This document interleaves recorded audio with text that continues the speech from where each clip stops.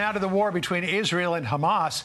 Israel's military plans to ramp up attacks during Passover against Hamas terrorists in Gaza, putting more pressure on Hamas to free the hostages. Let's bring in General Keith Kellogg, former National Security Advisor to former Vice President Mike Pence, and of course a Fox News contributor. Let's get to what might happen in the days ahead in a moment.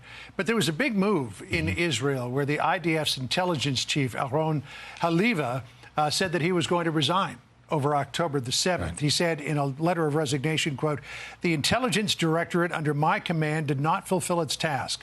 I've carried that black day with me ever since, every day, every night. I will forever bear the terrible pain of the war."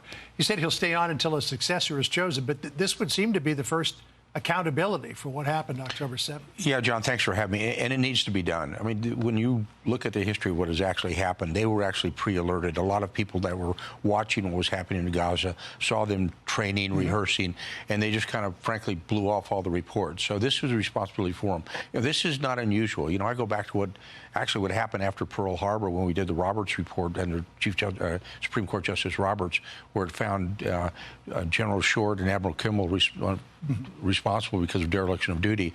And I think it's good for the Israelis to do it. They're going to have to do it. I think this poses a problem for Netanyahu over the long term, because this is going to come back and probably bite him pretty hard, because this was a big error. This was a big mistake.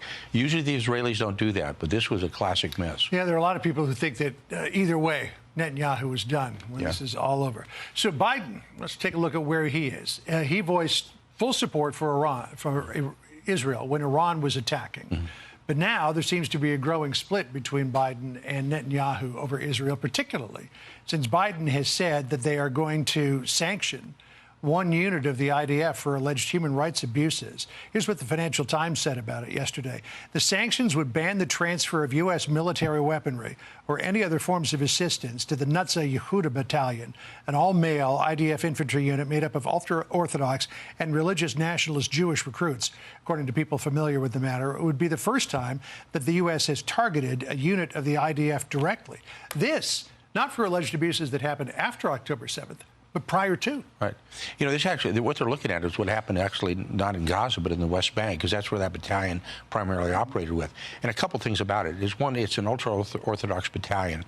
And the Israeli military has had problems recruiting in that area. So they created this battalion. And now that you've got ultra-Orthodox approaching 16% of the Israeli population, it makes sense to kind of do that.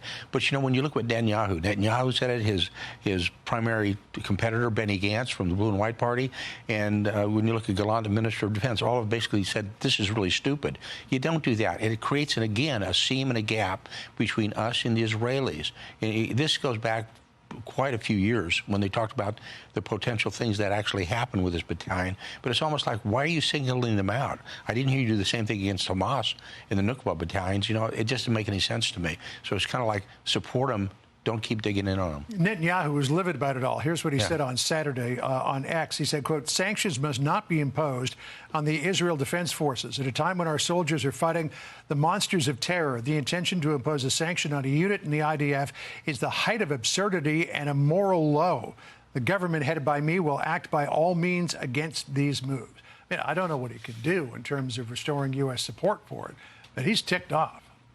Yeah, and it creates a gap. It creates a schism that we don't need to do. I don't know why we continue to do this, but this administration seems to do it all of the time, where what they do is they kind of take on the Israelis and try to be, quote, even-handed. It's really not. There are clear bad guys in this situation and good guys, and the Israelis are the good guys in this. It's a tough fight. I have said repeatedly, when you get involved in urban combat, it is tough, it is dirty, it's door to door, it's floor to floor, it's really hard, and you're going to get collateral damage. You always do. Well, and you have to accept it.